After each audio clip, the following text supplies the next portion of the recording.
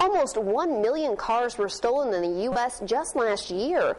Now with colder temperatures, local officials warn of the possible increase in car thefts in the Wabash Valley. Good evening, I'm Amanda Jarrett. The number of thefts nationally is at a 20-year low. But as News 10's Dan Klein reports, car owners still need to be careful.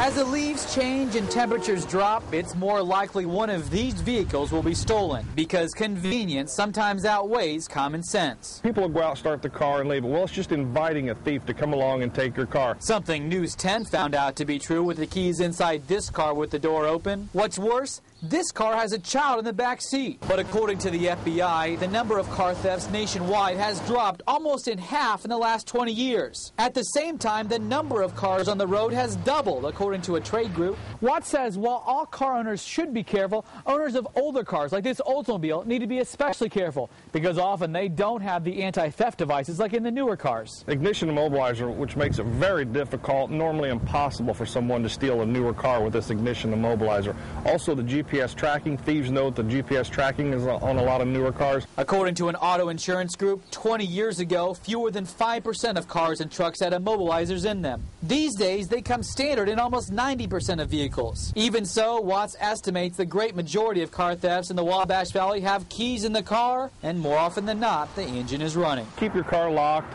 Don't leave personal items in your car. Common sense that becomes even more important to remember as winter approaches. Reporting in Terre Haute, Dan Klein, News 10.